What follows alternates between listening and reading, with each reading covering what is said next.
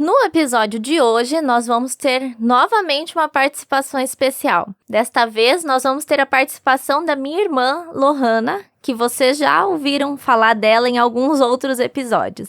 Então, vem com a gente em mais um episódio de... Don't panic, keep speaking Portuguese. This podcast is especially designed to help you improve your Portuguese skills through natural conversations about music, culture, Brazilian expressions and habits, stories, travel and much more. So, fasten your seatbelts and have fun. Muito bem, e hoje a Lohana vai comentar conosco um pouco sobre como é a escola no Brasil, o que ela faz na escola aqui no Brasil, e você vai poder comparar isso com o seu país. Apresente-se primeiro, Lohana. Oi, eu sou a Lohana, eu sou a irmã da Érica. Muito bem, e conta pra nós então, Lohana, o que você acha da escola aqui no Brasil, a sua escola, como é? Lembrando que ela estuda em São Paulo, a gente falou há pouco sobre a diferença entre São Paulo e Rio de Janeiro, então vamos ver como são as escolas em São Paulo. E é uma escola pública, ela não estuda em colégio particular, é uma escola do governo. O que você acha da sua escola, Lohana? O ensino em si é bem fraco. Tem professores, mas algumas aulas eu não tenho, então eu fico de aula vaga.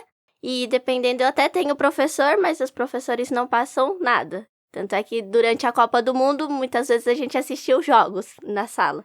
E isso é interessante, você vê como é forte o futebol no Brasil, né? Qualquer momento é momento para parar e assistir os jogos ao invés de ter aula. Fala para nós como tá funcionando as férias agora. Quantas férias você tem por ano? Eu tenho atualmente 4 férias durante o ano. É mais férias do que estudo, né?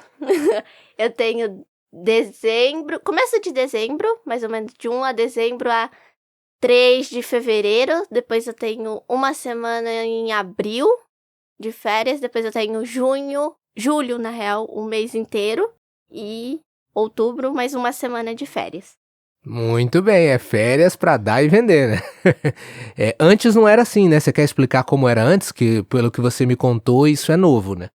Antes era só 2 férias durante o ano, que era meio do ano e o fim do ano. Então seria dezembro a fevereiro e junho ou julho, o mês inteiro.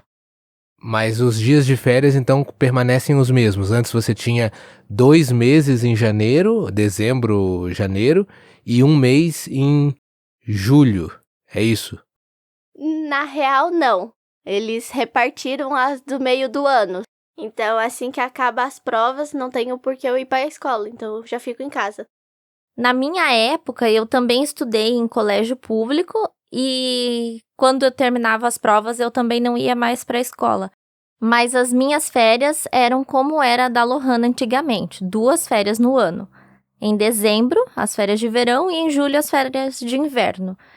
Mas, assim, de verdade, em julho eram 15 dias. Eu ficava de férias 1 mês porque acabavam as provas, eu já não ia mais à escola. E dezembro também acabavam as provas, eu já não ia mais à escola. E voltava para a escola só depois do carnaval. As aulas normalmente começavam 1 semana antes do carnaval, 2, mas eu voltava só depois do carnaval. Então as minhas férias eram mais prolongadas por conta própria. Você também só volta de férias depois do carnaval, Lohana? Eu tenho 2 semanas de aula antes do carnaval. Aí tem o carnaval, que dá uma pausa e depois volta às aulas de novo. Essa pausa do carnaval aqui no Brasil é como se não tivesse mais voltado às aulas, né? Porque sabendo que vai ter essa pausa, eu imagino que ninguém faça nada direito nessas 2 semanas de aula antes do carnaval. Então, isso porque a Lohana estuda em São Paulo, porque dependendo do lugar que se estuda no Brasil, eu tenho certeza que bem as aulas acabam só voltando mesmo depois do carnaval. Agora, dos seus professores, Lohana, conta pra nós qual é a matéria que você mais gosta. Eu deduzo que seja o melhor professor ou o professor que você mais gosta. Bem, a matéria que eu mais gosto é biologia. Ela é muito boa, ela explica bem. Apesar de eu só ter 2 aulas por semana com ela, mas ela explica de um jeito bem fácil e que dá pra entender bem a matéria. E como é a estrutura da escola? Para o pessoal saber que tem diferenças, né, entre vários países, eu não sei como é, mas tem tecnologia nas salas de aula dessa escola pública? O governo agora está investindo melhor nos equipamentos. Então, agora todas as salas de aula têm televisão, tem projetores e tem Wi-Fi, né? A escola também. Tem computadores e notebooks. E funciona tudo isso? Os professores usam? Funciona, mas são poucos os professores que usam esses equipamentos. E esse negócio de ter Wi-Fi em cada sala não acaba atrapalhando, porque os alunos não acabam ficando no celular ao invés de prestar atenção na aula? Sim, porque o Wi-Fi é liberado, então você consegue usar ele para qualquer coisa. Desde mandar mensagem, aí ficar mexendo na internet. E os alunos podem ficar com o celular durante as aulas? Podem, os professores não recolhem. Alguns até falam, guarda o celular, mas nem todos obedecem e não dá nada. E deixa eu perguntar uma coisa, os alunos ainda usam caderno e caneta, assim, para copiar as coisas do quadro? Bem, usar até usa, mas em um ano eu usei menos de meio caderno. Mas fazem o que se não usa o caderno? É porque os professores não passam matéria pra gente copiar, então o caderno fica lá em branco. Ah, mas essa é uma coisa boa, eu considero, porque eu acho totalmente desnecessário. Eu trabalhei há pouco tempo atrás em Goiânia como intérprete, professor intérprete de língua de sinais. Então eu estava em sala de aula e eu achava totalmente desnecessário os professores que ficavam passando coisa para os alunos copiarem só por copiar, né? Se é para fazer um resumo da aula ou escrever nas próprias palavras alguma coisa, agora ficar copiando trechos do livro. A Kate quer fazer uma participação. Pronto, após esse comentário da Kate, eu queria dizer que eu achava bem desnecessário, porque pelo fato de muitos alunos terem celular, a maioria acabava nem copiando, tirava foto do quadro, ou seja, tira foto do quadro para ter algo que você já tem no livro. Então, completamente desnecessário. Então é bom saber que os professores estão evoluindo um pouco, de certa maneira, eu espero, né? Se adaptando às novas tecnologias e adaptando o seu ensino a essa nova era digital.